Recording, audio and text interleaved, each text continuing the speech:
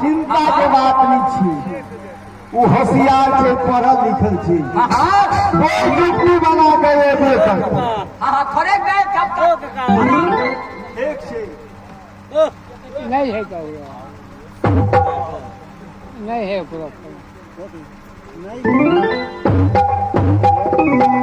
हरी के चलने में मैं करता हूँ परवाह।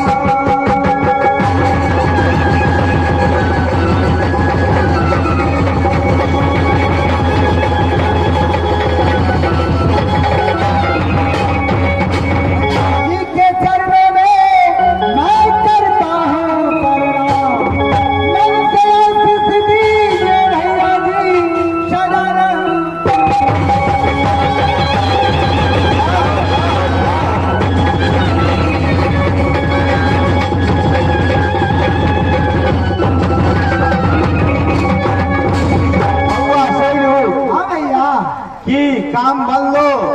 हाँ हाँ, पाहुन के और बहन के दोनों आदमी के साथे लेने लिए बुझली। अच्छा कत्ता छै त अपन जे बड़ बिघवा है, अच्छा कई ठाम बैठ गेले। हाँ आ कहलखिन बउआ हो तो जा हमरा भौजाई सबके भेज दिया, याद करला त कहीं नीक लागत। हम कहीं इस बड़ बिघवा में हाँ जे खेसारी के साग पेड़ के कनी खा के देखे छी लालसा लागे। अच्छा ठीक छै, बहुत बढ़िया है मंगला। हां भैया ठीक छै, बहिन अपना बड़ बिघवा लग आ गेले, एहो बात में जान छै। भैया हाँ हमरा कै दिन से स्कूल छूटल है। ठीक छै त तू जा न, पढ़ गया काम भ गेले।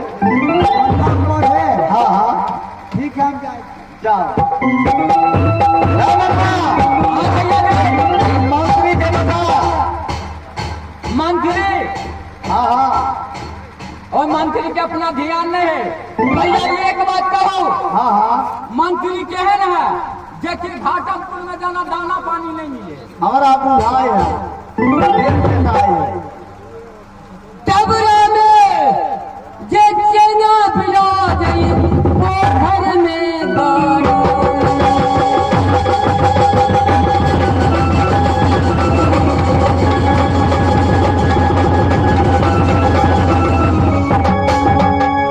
टबरा में जे चेना पिला गई पोखर में गरे, कादो में समुद्र में फुवारे फुला गई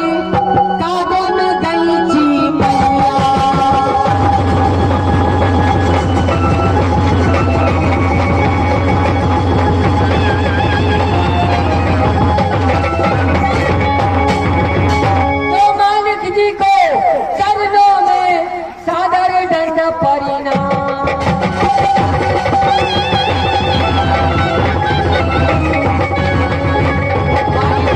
चरणों में सादर दंड परिणाम।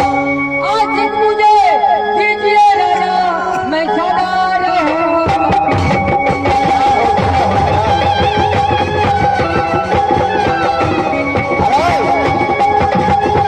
बड़ा ड्यूटी में अगर हाजिर रही छै हमेशा। महाराज की कहै छी पेटे खराब भ जाइए। कहिया ओते रोटी सब्जी खा ले की कहै छी मलकान दै छथिन तऽ हम लै छियै। मतलब कहियो बाप जनम रोटी नहीं देखली। हम अंदर खीबै छथिन। अच्छा एक बात कर। हाँ अथवा हवा लागल है। हाँ हाँ खाना रहता छी मलकान सबके बाजार। मलकान सबके हाँ हाँ हम अपनो घरवाली के हाँ रे से की यादव अंतरी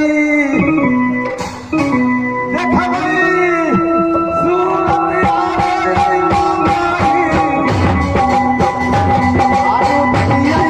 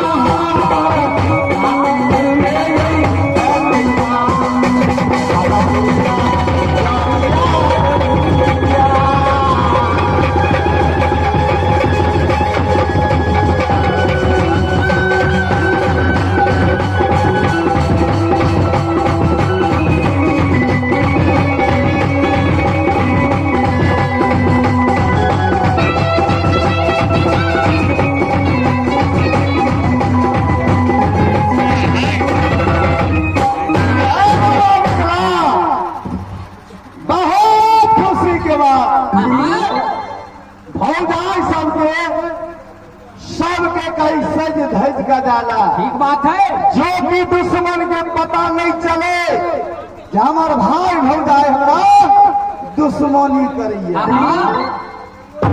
फौजी सब आबि रहल छै ओकरा हिसाब से लाबऽ के छै आ वही से पहले जीजा के मंगा कर हाँ हाँ भेंट कर लिया।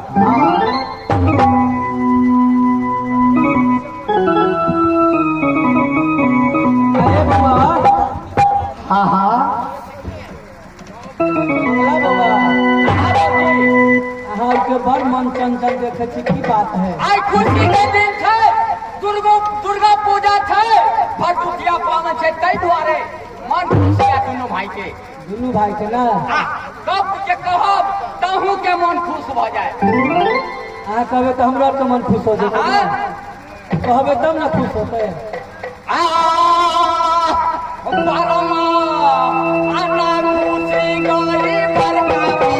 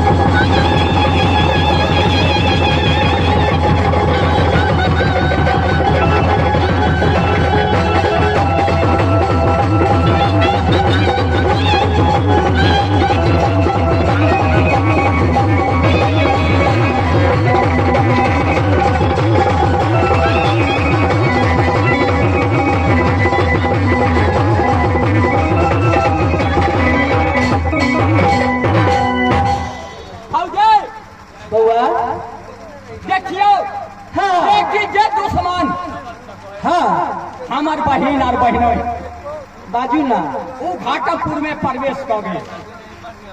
अहाँ के बहिन और पाहुन जी आबि रहल छै। हाँ सही बात है।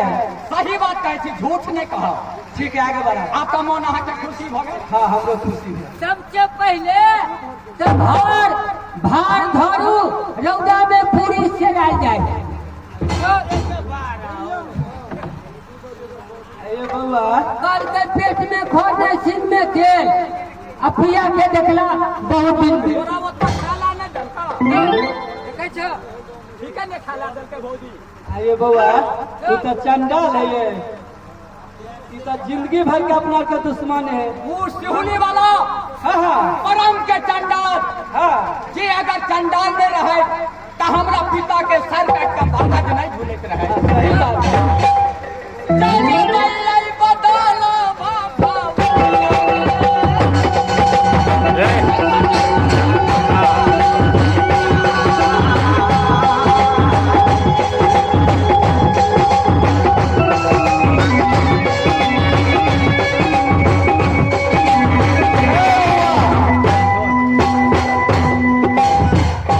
की सब गाली भौजाई के भौजी के कहलिए चबाइए जे कि जय दुश्मन के इंतजार करे छलौं। अच्छा वो घाटमपुर में पहुंच गए। ओइसे पहले जीजा जी तो आबि गेला। अब बहिन जे छथि अपना बड़ा विघवा में अटकल। भौजी के कहलिए जे जाओ ओकरा अब चेक मिला कर आ चेक सजा के लाओ। ठीक है, कनी कनी हमरो बात करे नहीं दा। देखियो स्वामीनाथ कहल गए जे कर्म पर ध्यान विश्व करी राखा हाँ हाँ आ जस करही तस फल राखा। जय में हम अहाँ व्याकुल छली हाँ उस समान आगर यहाँ सातु दियादनी जाओ। देखियो एहन सज धज का जाओ जे ताकि हमरा बहिन और पाहुन के ई नहीं पता चले जे हमर भौजाई और भाई हमरा से दुश्मनी के ये प्यारी सेवकिया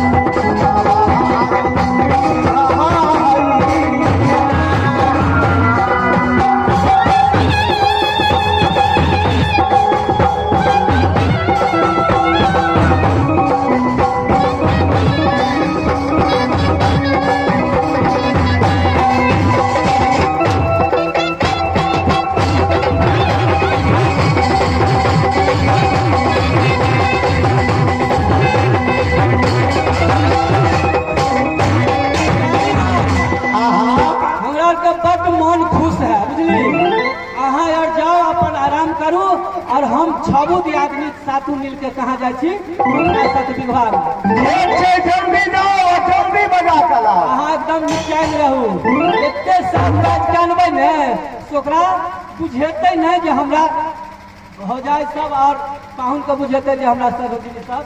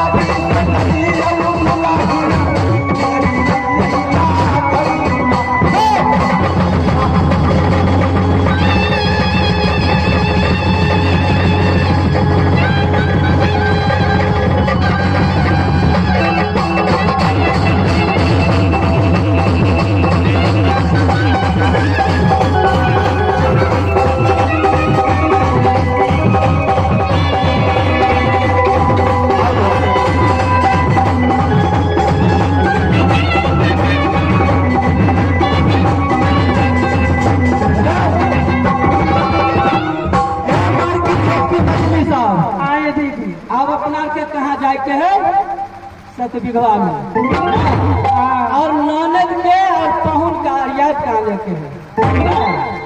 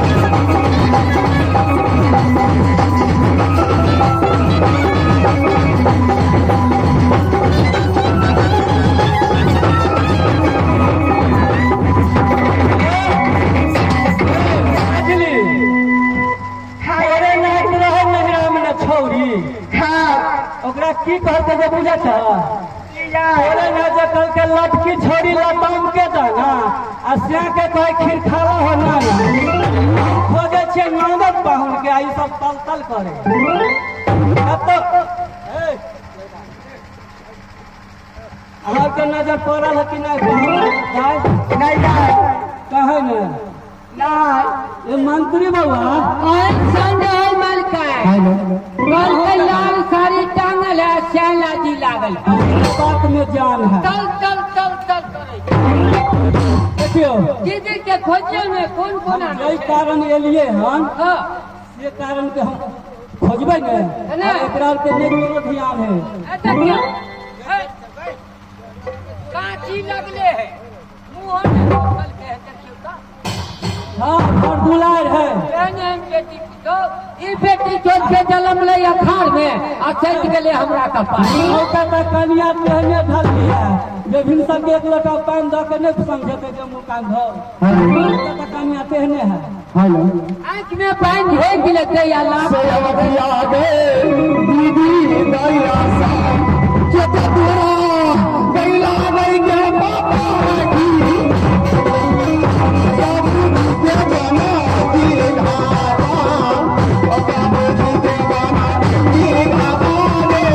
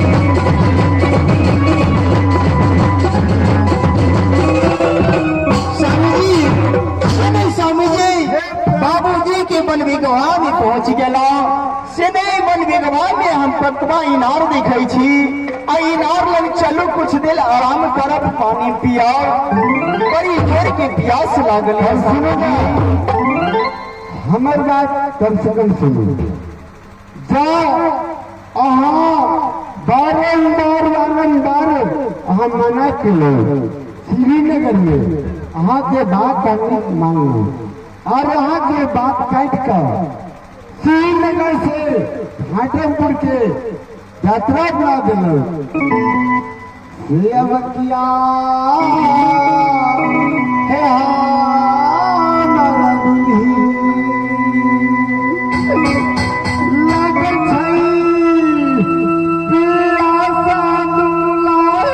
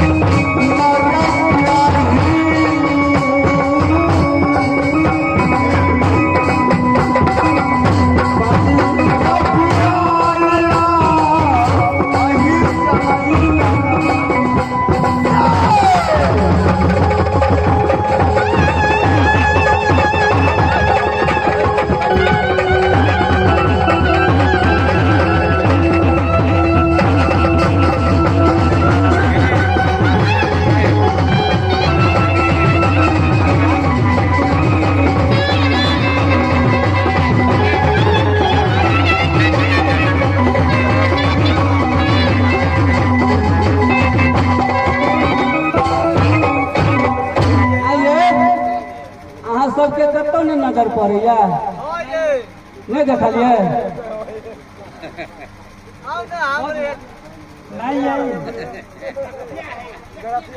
नहीं नजर पड़ल हर के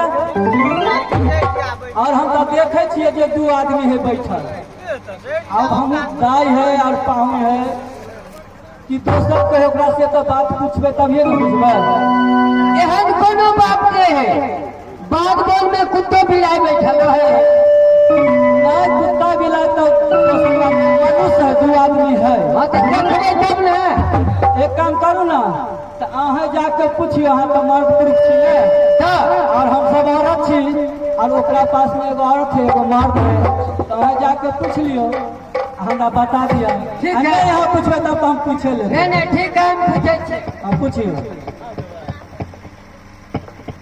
कहाँ मकान भेल के छी बैठले बाजू ना आइयो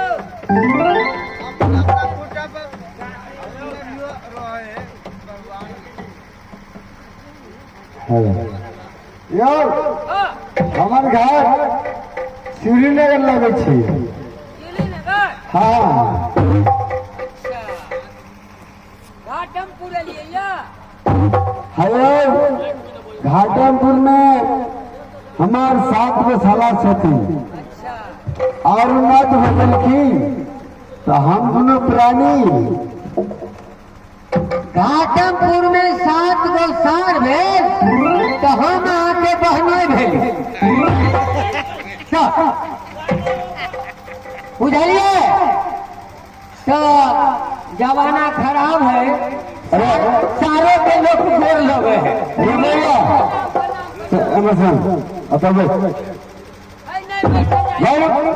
बच्चे बोलो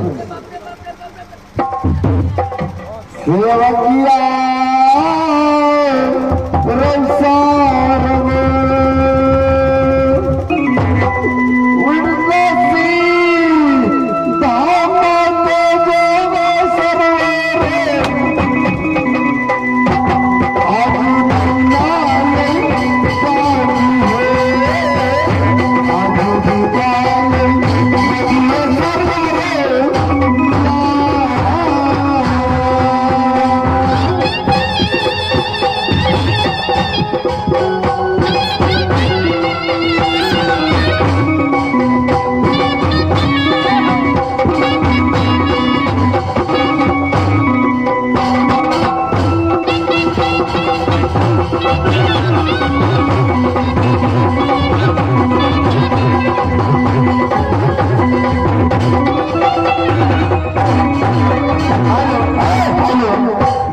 हमारा चिन्ह छै हुनका चिन्ह छथिन ना बाबू का फेल दो से प्रणाम दीदी प्रणाम प्रणाम निकी बहु मंत्री हाँ दीदी आओ हम आई पकवा इनार पर कठिन सी राह देखे छली हमर भाई भौजाई सब याद लेकिन कोई नजर नहीं आवे हा भौजी जवान छथिन हमर भौजी आर आयल छथिन आयल छथिन कहाँ छथिन कनी भेंट करा दिए ना आइए मंत्री बाबा हाँ मनता है ठीक है बात तो हमार ननद है आप पाहुन है पाहुना छथिन दाइयो है ना दाइयो छथिन ए सुने जा हाय दीदी आई दुआरे अपना सब गांव के पुतौ छिए हाँ दाइ लग मन मार के चले के एक बार नहीं बुझे जे गांव के पुतौ है उतार नहीं चले मन मार